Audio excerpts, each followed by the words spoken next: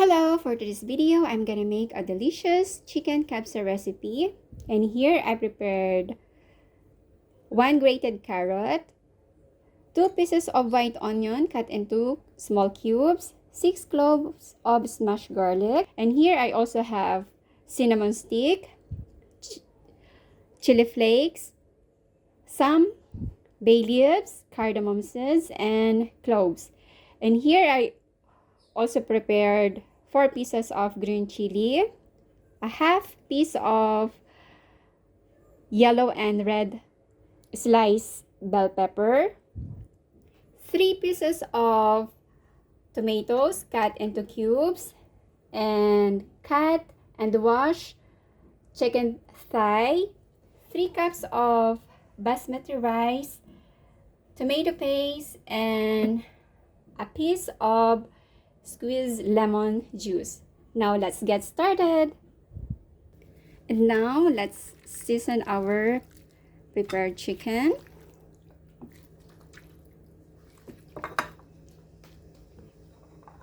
Let's put all our prepared seasoning and add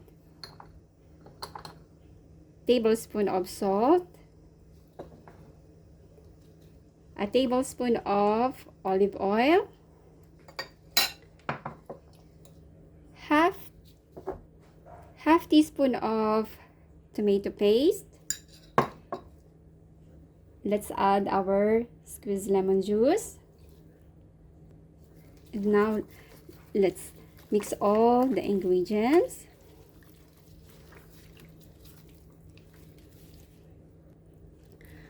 Our seasoned chicken done. Set aside. And on our cooking pot, let's put cooking oil. Let's heat the oil. Once our oil hot, let's fry our seasoned chicken.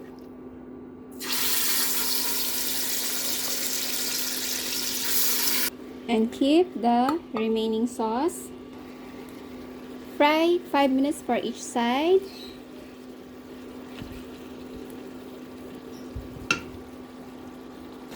And after 5 minutes, let's turn it on the other side and fry it for another 5 minutes. After 5 minutes, let's remove our chicken from fire.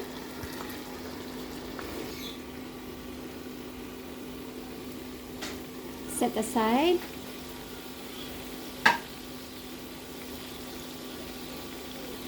With the same pot, let's put our prepared ingredients. Right.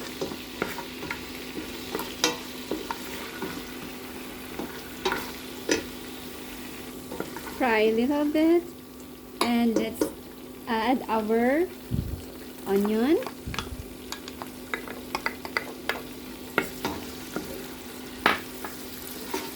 Let's fry until it turns to golden brown. And now let's add our smashed garlic.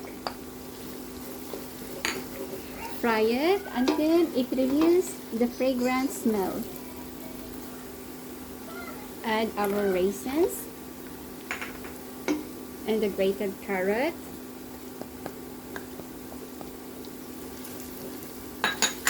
Fry a little bit. And now let's add our cut tomatoes.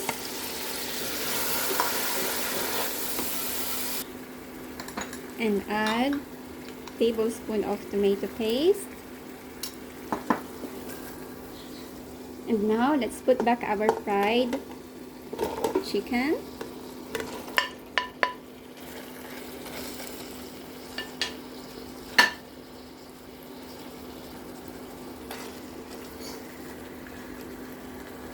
Then let's add some water.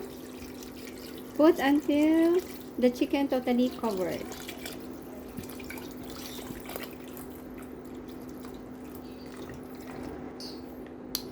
Add teaspoon of salt and add our green chili and peppers.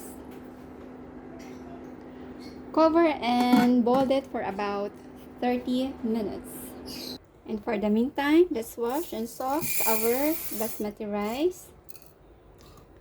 Soak it for about 30 minutes and set aside.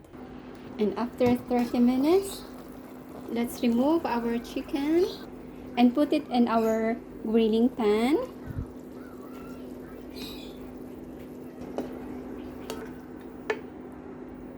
Done removing. With the same bowl we use for seasoning our chicken, let's take a scoop of broth chicken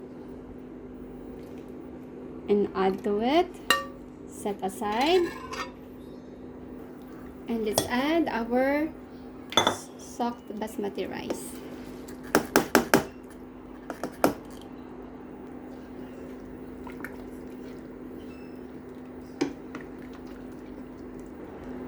Let's cover it and wait until totally cooked. And with our mixed remaining sauce and broth chicken, let's add to it teaspoon of tomato paste, chili flakes, mix it.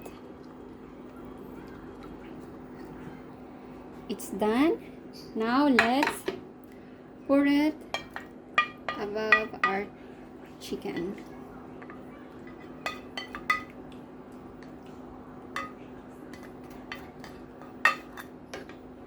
And using our grilling pan, let's grill it until the sauce totally dry and medium heat. Let's turn it on the other side.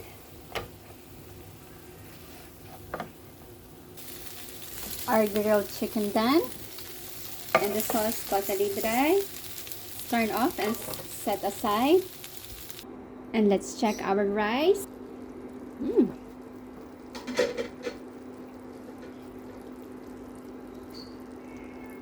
It's done.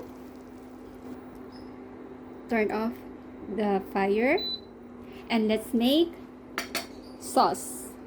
And for our sauce, I have here mint, fresh mint, 2 pieces of tomato, half slice of peeled lemon, and 1 piece of onion. Let's put them all together in our blender.